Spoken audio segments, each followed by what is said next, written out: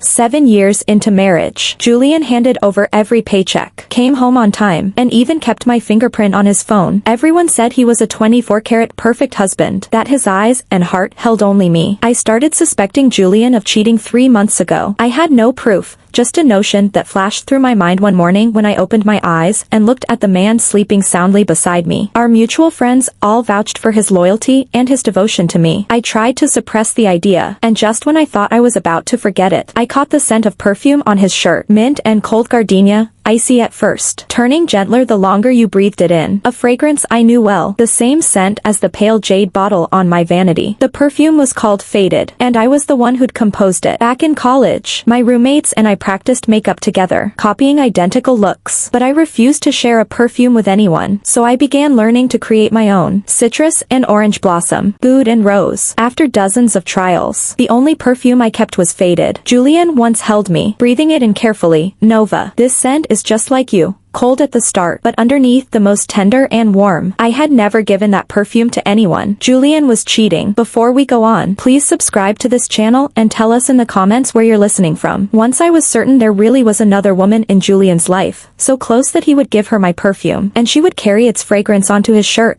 I couldn't stop my hands from shaking. Why? Julian and I met in college, growing from green youth to tempered adulthood together. The day we graduated, he proposed. He'd landed an offer from a Silicon Valley tech firm, said his salary could support us both, and persuaded me to become a stay-at-home wife. The first month on the job, he handed me his payroll card. He didn't want me to feel belittled whenever I opened my palm. I, in turn, tried to be the perfect wife, caring for Julian's chronically ill parents, taking over every chore. 2 years ago, he quit to start his own company, Heart Tech, in San Francisco. In the early chaos, he hustled for clients, while I spent every day at the boutique studio overseeing renovations, hiring, errands, until things finally ran smoothly and I stepped back home. It wasn't supposed to end like this. Before the word divorce even formed, my mind screamed a single command: find the woman Julian is sleeping with. I had to understand why he betrayed our marriage. My first suspect was Julian's assistant, Chloe, a new grad brimming with energy, eyes still glittering with campus starlight. When Julian traveled, she was on the team, the only woman. I rarely showed up at Heart Tech. I wasn't staff, and showing up would only distract Julian and the others. Besides, Julian's mom had grown weaker. He had no time, so I visited 2 or 3 times a week. I was already spread thin. Dropping in unannounced might raise suspicion, but a reasonable excuse to walk through Heart Tech's doors wasn't hard to find. After seeing Julian off in the morning, I parked myself on the living room couch. A trashy variety show played on TV, the celebrities cackling, while I stared cold-faced at my phone. At 10:27 a.m., the screen lit. The ringtone insisted. After 20 seconds, I picked up and slid to answer. Hey, honey, are you busy right now? Just cleaning. What's up? I left a file at home. His voice was already half distracted. Answering someone else, the Lang proposal. Could you bring it over? I glanced at the folder lying on the coffee table. Sure, I'll look for it. The partnership with Lang was Heart Tech's focus. Julian treated it like gold. He lugged files home every night, and I'd accidentally leave 1 or 2 where I could find them later. I drove to the studio, but didn't see Julian. Chloe intercepted me, cheeks flushed, cautious. Nova, Lang has people inside and Julian is tied up. He asked me to take the file. Of course. I handed it over, feigning sudden inspiration. Chloe, let me add you on WhatsApp. Julian swamped. If he forgets anything else at home, you can ping me instead of making him call. She fumbled for her phone. You and Julian are such couple goals. I smiled. Are we? Once the request went through, I turned to leave. She escorted me to the elevator, and as I stepped in, I looked back. Chloe, do you wear perfume? Her scent was clean, nothing but detergent. Standing beside her in the mirrored wall, my gaze still slid to her first. Maybe youth itself is the most seductive fragrance. Huh? She blinked. I don't know much about perfume. Never really used it. I'll give you a bottle sometime. She lit up. Really? Thank you, Nova. Before the lunch rush, the elevator dropped straight to the garage. I stared at her cartoon profile picture in WhatsApp and closed my eyes to replay the scene. From the moment I arrived, Chloe had done nothing over the line. The only oddity was the left hand she'd kept tucked behind her back. I didn't head home. I reclined the seat and scrolled her Instagram. She loved to narrate her days, overtime flights, celebratory meals, everything photographed. The newest post was geotagged to Julian's last trip to New York, a 9 grid of restaurants, bouquets, and a bracelet captioned, "Someone still has a heart Birthdays call for feasts and gifts. I zoomed in on the bracelet and tears flooded my eyes. I'd seen that exact piece in Julian's bag. He said he'd broken a partner's bracelet and ordered an identical replacement. Why was it on Chloe's wrist? A bracelet wasn't proof. So I used the perfume gift as bait to meet her. Both are my own blends. Try them and pick the one you like. I slid 2 vials across the table at a Brooklyn cafe, teaching her how to test on paper. Her clumsiness made me doubt she was the woman expert enough to leave faded on Julian's cuff. She sniffed both and swung her head. Eyes clear. They're both amazing. You're incredible. Nova. Then they're both yours. Seriously. Thank you. Her joy felt genuine. She asked how to apply it, and I noticed she favored the fruity sweet scent, keeping the colder one, Faded's twin, at arm's length. Spritz once on the pulse of your wrist. She pushed up her sleeve, revealing a delicate silver chain, then yanked it down again, mortified, cheeks blazing. I pretended not to notice. Pretty bracelet. Where did you get it? She bit her lip. The Lang director gave it to me for my birthday. She spoke softly, lacking confidence. Please don't tell Julian. We're not allowed to accept gifts from clients. But it was only a birthday present. Birthday present? She caved. When Julian met the Lang CEO, his cuff button snagged and broke her chain. He told me to buy an identical one to replace it. During the trip I gave it to her. Later my boyfriend called to wish me happy birthday. She overheard, and she re-gifted it to me, saying it could be my birthday bracelet. She rushed on. I didn't ask for it. I swear. I even tried to refuse. It's really expensive. But she said she never wears last season stuff and would toss it if I didn't take it. I stared. Boyfriend? She blushed. Yeah.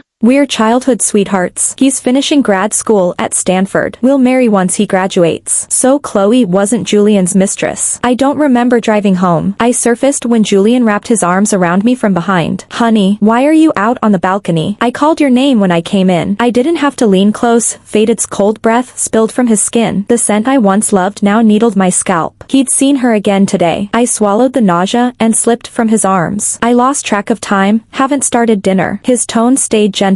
He shrugged off his jacket and dropped it on the sofa. No worries. We've both had long days. Let's order takeout. I'll grab a shower. We've both had long days. Did he know I'd gone to see Chloe? The moment the bathroom door shut I turned to his coat. A press of my finger, and his phone unfolded its secrets before my eyes. My avatar sat alone at the top of his WhatsApp chat list. Yet the thread beneath it was almost empty. Julian hated texting. Whenever he had a free moment he preferred to call. Right below me was a contact labeled CEO. A new message glowed with an unread red dot. He hadn't opened it yet. I tapped it. The wording was formal, almost contractual. She looked forward to working with Julian. I scrolled up, buried in the earlier exchanges she had, more than once, hinted that she liked him, but Julian had never really replied. And soon the talk slid back to spreadsheets and launch dates. Her profile picture showed a woman in a white blazer against the New York skyline. Early 30s. Polished. Luminous. I felt I'd seen her before. I went to Julian's Instagram. On the Lang trip he and Chloe had taken, he'd posted a group shot. Chloe was wedged into the corner. Just to Julian's left stood the white blazer CEO. I'd fixated on who traveled with him and missed who he'd gone to meet. Julian stepped out of the shower, toweling his hair, and froze when he saw his phone in my hand. I couldn't find mine, I said quickly, so I borrowed yours to order takeout. Grilled chicken salad sound good tonight? Sounds perfect. After I placed the order via Uber Eats,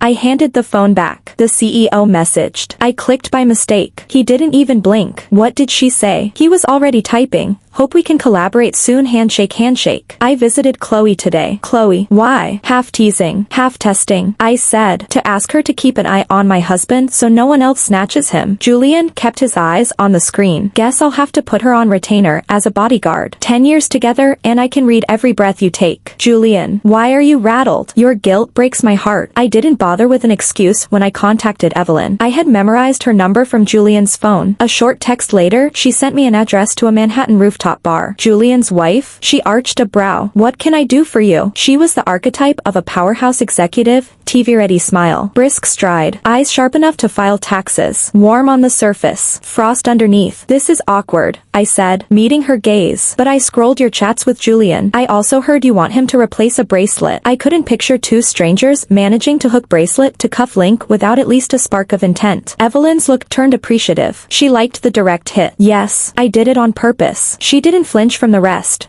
Hearttech is small fry, so when Lang first considered a partnership I thought he'd pulled strings. After working with him I respect his brain, his product, his ethics. So she was confessing. I respect him, she repeated, smile intact. So I used the bracelet to declare myself. He answered that he already has the woman he loves and can't accept my feelings. She lifted one shoulder, utterly relaxed. As for the replacement bracelet, I gave it to his assistant. Ask her if you don't believe me. Her candor left me no room for doubt. I misjudged you. Sorry. Still smiling. Julian told me you're not only his life partner, but once his wartime consigliere. I can see he was right. You don't dither. Wartime consigliere. I'd only minded Hearttech's books for a few months before retreating back to our San Francisco home. The praise felt overweight. I almost asked whether she'd ever noticed another woman beside him, but the answer was obvious. Someone as clear-cut as Evelyn wouldn't praise his integrity if she'd seen otherwise. Instead, I worried about the deal. After Julian turned you down, aren't you even slightly, if Evelyn partnered with him out of spite? Hearttech and I would pay. She waved the thought away. Men are sidewalk buses, miss one. Next comes along. Money matters more. I ran out of suspects. Every shred of proof said Julian had no mistress. Yet faded perfume clung to his shirt like frost. Just as I resigned myself to dead ends, the other woman flaunted herself. Julian had signed the Lang contract and spent every spare minute on logistics. At last a free Saturday appeared. He offered to drive me to Whole Foods. My car was still at the mechanic, so I accepted. When I settled into the passenger seat, something hard pressed against my spine. A lipstick. Cold shards of faded rose from the uncapped bullet. It had been unsealed minutes ago, reeking of invitation, as if its owner yearned to be discovered. I held the lipstick out to Julian. I'd expected bluster, sweat, stammers, apologies. He only glanced over, startled for half a second, then calm. Must be yours. I don't own this shade. Since our wedding I'd quit daily makeup. My stocks dwindled and I rarely restocked. The last lipstick I'd bought was months ago, chosen with Julian at Sephora. This one was a new launch from MAC. The case and color screamed fresh release. Impossible that I'd purchased it. If it isn't yours, whose could it be? He looked genuinely puzzled. You're the only woman who sat there. A laugh tore out of me, so I planted evidence against myself. Cute hobby. His brows knit. Impatience leaked through. Nova, what's gotten into you? Floating accusations. Half-failed quizzes. Do you honestly believe I'm cheating? Are you sure this isn't in your order history? Check your apps, Amazon, Sephora. He wouldn't surrender until dragged. I opened every shopping app on my phone and scrolled, then stopped. 5 days ago, plain as daylight, sat the order for the exact lipstick in my palm. From checkout to courier, every step logged. According to the internet, I had bought it. Julian let out a soft, satisfied snort. Verdict rendered. He didn't lecture further. He simply started the engine and headed for Whole Foods. I stared at the order. Brain whirling. I had not tapped that purchase. Yet data doesn't lie. The lipstick reeked of faded, a perfume I'd sworn off the moment suspicion took root. The lipstick was not mine. Your phone stays logged into my shopping apps, I said slowly. In the chaos I'd forgotten, Julian had added my account to his phone so he could collect packages for me if I hadn't placed the order. He was the only other candidate. He was quiet a beat, then asked, what time did it go through? 3:02 in the afternoon. 5 days ago. He exhaled in relief. I was on camera signing with Lang the entire afternoon. Live streamed. I excused myself to buy lipstick mid-contract. Did I? Chloe's Instagram backed him. At 3:10 she posted a clip captioned, all those late nights finally pay off. Julian's shoulders relaxed. Honey, I know the Lang deal has eaten my time, but I love only you. No one else exists for me. I booked an appointment with a psychiatrist, senior attending at Stanford Medical Center. He ran 3 screenings and concluded I was sane. Since I wasn't crazy, my memory was intact. No matter how airtight Julian's alibi felt, I had not bought that lipstick. He couldn't have shopped during the ceremony, but his phone hadn't been on the conference table. If my fingerprint unlocked it, so could hers. On the way home I bought a voice-activated recorder. My car was still at the mechanic. Julian had left his at the house for my convenience, making installation effortless. I also visited a divorce lawyer in downtown San Francisco. She promised that solid proof of adultery would tip the settlement in my favor. I'd wanted a quiet goodbye. But if Julian's lover insists on war, I'll defend my stake in this marriage down to the last share. The spot I'd chosen for the bug wasn't obvious to the driver, but from the passenger seat it would jump out to anyone who bothered to look. Since Julian's mistress had deliberately left lipstick for me to find, she'd surely react the moment she spotted the device. She'd either hand it to Julian or leave fresh proof of the affair. Either way, Julian's infidelity would be exposed. The recorder auto-uploaded to the cloud, so I only needed 10 minutes a day to skim the files. Yes. The first 3 days were boringly clean. Julian's mild germophobia keeps most riders out of his car, so the soundtrack was nothing but music. On day 4, he left as usual. After I finished the housework, I logged in, scrolling through the file on high speed, and heard a second voice. High speed distorts pitch, so I reset to normal and scrubbed back again and again. A door opened and shut. Then Julian, late night. You look pale. A rustle of fabric. And a woman answered. That single syllable shot ice through my scalp. I almost dropped my phone. It was my voice. We never sound to ourselves the way we do on tape, but in college I'd recorded myself endless times for speech contests. I knew my own cadence, and this woman matched it perfectly. Julian, the Lang contract closed. The studio can use the buzz.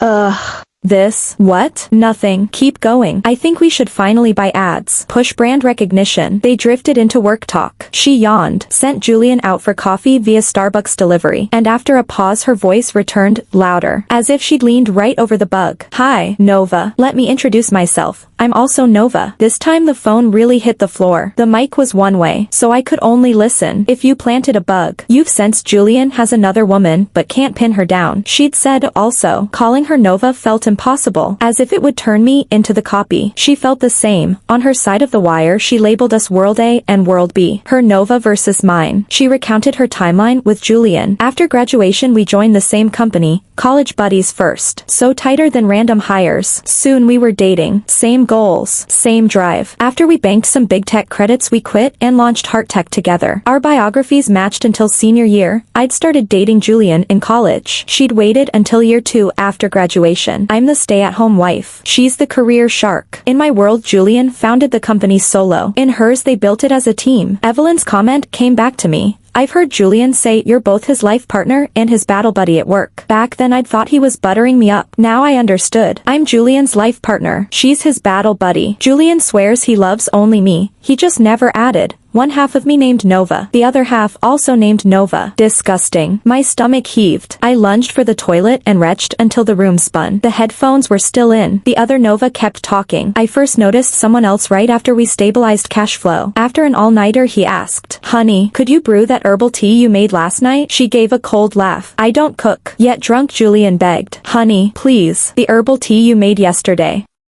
My parents raised me pampered. When I married Julian, I'd never stepped inside a kitchen. He hadn't cared. Takeout was fine, but I worried about his health. So I taught myself recipes and inched my way to becoming a home cook. I hired a private investigator, found nothing, and wrote it off, until 6 months ago when I smelled Faded inside his car. I remembered. I blended a small batch of Faded and accidentally smashed a bottle in his back seat. Even after detailing, the scent lingered for days. She didn't dismiss it this time. Mysterious shopping orders appeared on Julian's accounts. Yet background checks on every woman around him came up blank. The only theory left, another Nova. Living a divergent life, but landing in the same marriage. I have zero interest in being one half of some man's fantasy wife. So, Nova, do you want to be your own person? Life partner, work partner. I only fulfilled 50% of Julian's ideal. Yet I'm a whole human. We couldn't text or DM, our worlds don't overlap, so we treated the bug like a message board. The timing worked. When I was free she was usually stuck in meetings with Julian. When she could record, Julian was normally home with me. I told her I wanted a divorce. After she eavesdropped on my situation she practically spat through the speaker. You've been out of the workforce for years, even if you split his assets. Do you really plan to support your mom for decades on that pocket change? Her words stung, sharp, clinical. I can get a job. I have a degree. Skills can be rebuilt. Rebuilt slowly. How many years do you think you have? Nova, you still believe effort guarantees success like some college freshmen. Instead of starting from zero, ride Julian's network and parachute straight into the market. She's brasher, colder, and far more pragmatic. She ordered me to re-enter as a bespoke perfumer, carving out a niche before scaling to full production. I've never navigated office politics. Most business etiquette felt alien. Luckily she drafted a hit list of contacts, people she'd met building Heart Tech with Julian. I could reach the same names through my Julian's Rolodex. I approached him one evening. Julian, I'd like to open a small custom perfume studio. I remember one of your clients sources raw materials. Could you introduce us? His brows knitted. My salary isn't enough. Honey, I'll earn more. Just relax. Shop. Visit my parents for their checkups. Isn't their appointment this week? The words grated like never before. In Julian's eyes, keeping house apparently outweighed my having a life. When I relayed the failure, Nova called me an idiot if he won't make the intro. Bypass him. You're still his wife, use the title. Cold call them. Pitch your perfume. An introduction helps. But it isn't oxygen. She hammered home. Gold doesn't shine in the dark. It's just mud-colored rock until light hits it. Drag yourself into the light. I swallowed my fear and stepped out. My first client was Evelyn, already wedded to a signature scent, yet willing to gamble on me. Any woman carving her own path deserves backing, she said. That single sale snowballed. Referrals poured in. Nova was right. When the wind is at your back, stop rowing upstream. The client list kept growing, but I stayed mum with Julian. Nova's plan demanded secrecy. She, meanwhile, was done playing co-founder. In a cloud upload she sounded almost wistful. No wonder people warn against couples running companies. Hard to swing the axe when you share a pillow. Same name, but she's definitely the shameless one. Nova wants majority control. She and Julian built Hearttech shoulder to shoulder, yet he still holds the keys to the code and the supplier contracts. In her world he guards those assets like a dragon. She needs the right moment to pry them loose. But I was different. I'd never joined Hearttech. Even when Julian laid everything in front of me, I could barely use any of it, so he never bothered to guard against me. Everything went smoothly. I told Nova every scrap I could get my hands on. The cloud drive hadn't updated in days. On the 10th day Nova's voice, exhausted, said we could move to phase 2. We communicated only through recordings, so every fact I gave her had to be sorted again from scratch. She had to juggle Julian and the files at the same time. 10 days was already fast. We were both cruel enough to ourselves. I bought several sharply cut business suits, brand specified by Nova as Theory, restyled my hair, and brewed a fresh bottle of faded, seasonal flu season. Julian's constitution was poor. Every change of weather brought him 2 days of fever and headache. This morning he'd already sneezed half a dozen times and finally decided to skip the office. He swallowed medicine and drifted into a heavy sleep. I changed into the suit, moved the living room security cam into the bedroom, then went back to the living room to discuss the perfume collab drop with Evelyn. Julian woke before long. He reached across the mattress and found emptiness. When he was sick I always left a glass of warm water on the bedside table. Today I deliberately left nothing. The reason? I watched the feed, straightened my jacket, and walked into the bedroom. Illness slowed his reactions. Not until I stood beside the bed did he hesitantly call. Nova? I answered. He exhaled. I told Chloe, I'm not coming in today. Did she pass the message to you? Groggy and defenseless, and with me steering him, he naturally mistook me for the other Nova. I coaxed him into recounting more memories he shared with her, made sure the camera caught every second, then left the room. When the flu finally released him, Julian was still listless, but at least on his feet. Honey, I sat cold-faced in the living room and ignored him. He only realized after he'd walked past. He backed up 2 steps. Honey, look at this. I had long since copied the footage to my phone. The moment he sat down I cast it to the TV.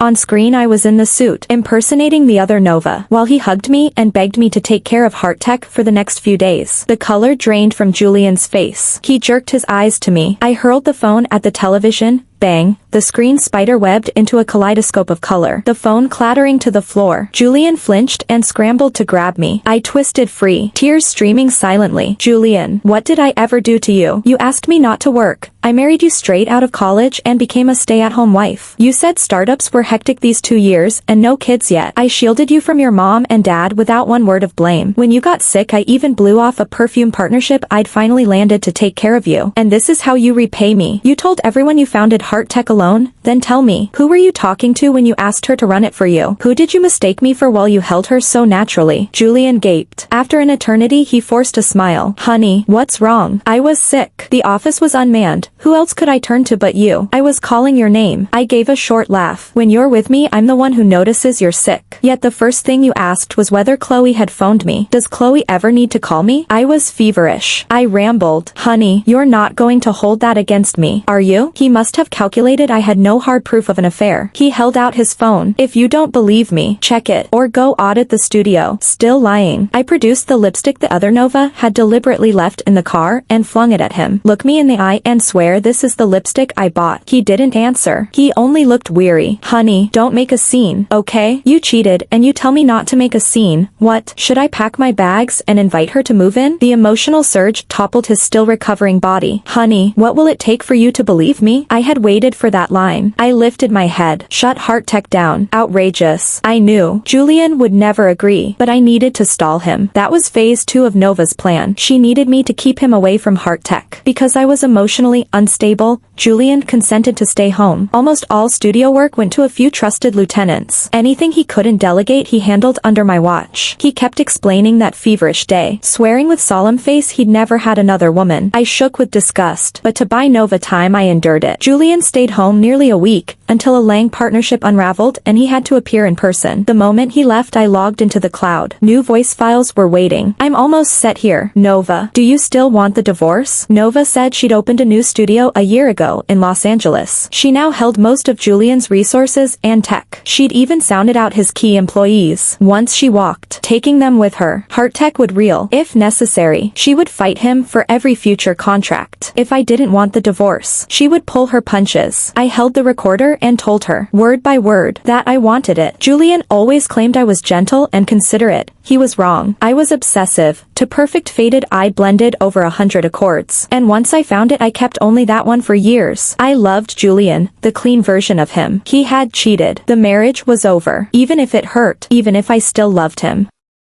I loved Julian, the clean version of him. He had cheated. The marriage was over. Even if it hurt. Even if I still loved him. The next recording arrived. Nova sounded relieved. I hadn't wanted to ask, but the other day in the gated community I saw a girl who'd suffered domestic abuse. Her boyfriend came home drunk and hit her. The patrol officers came. She swore she'd leave him, yet 2 shirts and a bubble tea apology later she took him back, saying she believed he'd change. Because of her I thought I should give you one more choice. After all, you and Julian shared 10 years. Even I can't swear I wouldn't forgive him if I'd lived them. Nova, I'm sorry, and thank you. She didn't spell out the thanks, but I understood. She was thanking me for not forgiving him, for not staying because of the years, because she was me, and I was her. We were simply 2 Novas who'd taken different roads. Nova gave me time to divorce Julian. She joked that if I dragged my feet she'd move first, and even if Julian agreed to split I'd still shoulder half his debt. I asked her to create chaos at work while I stopped doing chores, refused Sunday visits to his parents, and locked myself in the guest room whenever he came home reeking of alcohol. Lover at home, partner on the battlefield. I wondered, if both lover and partner quit, how would Julian balance life and work? At first guilt still tethered him. He said nothing even as I spiraled, but as the shock of the video faded, so did his remorse. He began to scold me for paranoia, blaming every workplace setback on my lack of sympathy. The explosion came when his mom called. 2 weeks. No checkups. No visits. Nova, I'll tolerate anything from you, but my parents are old and sick. How could you ignore them? He spat the words through clenched teeth. Nova, I work to support you. If you can't even care for my parents, how am I supposed to focus? He was the one who'd told me to quit. He was the one who'd promised to provide, yet in the end I was the housekeeper. Knowing it still hurt. Julian, let's divorce. He froze. Divorce? Then he sneered. Nova, what now? You don't have a job. Without me you can't feed yourself? Planning to move back with your parents in Seattle? I no longer flinched at his contempt. Worried. Then give me more money when we split. Where are your parents? The sarcasm on his lips didn't fade. Do they know about the divorce? I'd known from the start that divorcing Julian wouldn't be easy. My parents are teachers. Reputation matters. Over the years Julian had charmed them thoroughly. Mom had told me more than once, in private, how pleased she was with him. Unless he committed an unforgivable offense, she would never agree to a divorce. I knew it, and Julian knew it. The Nova he'd fallen for didn't exist in my world B. In everyone else's eyes he was still the faultless, devoted, 24-carat husband who had never cheated. I turned, walked back inside, and fetched the appointment slip and psychiatric report from Stanford Medical Center. If my parents knew that staying married to you had driven me to the point of needing professional help, do you think they'd still try to stop me? He looked stunned. His reaction to that slip went far beyond anything I'd expected. He sat in the living room all night. When I woke the next morning, his voice hoarse, he said, Nova, let's get a divorce. I was quiet for a moment, then said okay. He agreed because of guilt, and that guilt was proof he still loved me. But I refused to stay blind and dumb for the sake of that sliver of love. I hired a divorce lawyer who specialized in finances. I asked for only half of Julian's assets. He offered more, but I declined. The day of the bank transfer he called. Nova, believe me or not, I've never loved anyone except you. I stared at the incoming amount and replied, see you at San Francisco City Hall. When we stepped out with the certificates, Julian looked the same as he had had for weeks, unkempt, unable to meet my eyes. Yet watching me the instant I looked away, his gaze fixed on the pillar behind me. Nova, if you ever need anything, call me. I cut off his performance. Julian, do you know why I only took half? He looked puzzled. I smiled, took the bug from my purse, and switched it on right in front of him. Nova, I've got the divorce certificate. His money, half to me, half for you. Julian went white as if struck by lightning. You, me what? I kept smiling. Remember when you asked why I didn't take more? Julian, you're about to find out. Nova and I stayed in touch. She coached me on how to leave the house, how to fight for resources. 6 months later, the day my perfume boutique studio opened in downtown San Francisco, my phone pinged with a new cloud recording. Clinking glasses, she was at a launch party. Her voice rang out, exhilarated, resolute. From today our boutique studio is officially Nova's company. We'll take more clients, earn more revenue. The celebration raged on until her tone sharpened. I've quit Julian's studio and booted him out. More, I've poached every contract, every employee. Nova, the other half of a compensation you left me, received. I'd already heard the gossip. His mom's illness had flared again. He tried to keep the studio afloat, but resources dried up. Veterans were lured away, and, unable to juggle family and work, he shut the doors, paid severance and penalties, and sank into debt. Nova must have stepped somewhere quieter. Her tipsy timbre sobered, feigning drunkenness for business was old hat. I haven't seen Julian in ages. One last step and we'll each be a Nova of our own. Meeting you, an honor. Bye. Nova. That final step meant we would sprint toward different yet equally blazing futures. I opened the bug one last time. Nova, I'm lucky to have met you. Beyond 1,000 mountains, clouds finally rise. May we spend the rest of our lives utterly ourselves. Never anyone's appendage. Extra. Julian's POV. I really loved Nova, so I proposed the day we graduated college. Walking into City Hall for our marriage license was the proudest moment of my life. Nova's gentle. I worried she'd be eaten alive in the corporate world. My salary covered us comfortably, so I persuaded her to stay a stay-at-home wife. I thought we'd be happy forever, but workload piled up, and I hated dumping negativity at home. Even when I did, Nova, never having worked, could offer only worthless comfort. I started wondering, if she'd joined the firm, we could have leaned on each other, advanced faster, earned more. Maybe I wanted it too badly. One morning I walked into the office, and Nova was at the adjacent desk, head bent over a file. I almost yelped. Half an hour earlier she'd been in pajamas tying my tie. Impossible for her to be here. Polished. Earlier than me. She wasn't even on payroll. She lifted her head, smile polite, eyes cold. You're here. Morning. This Nova wasn't my wife. Yet she looked the same, answered to the same name. I fished for her past. She frowned. We were college roommates.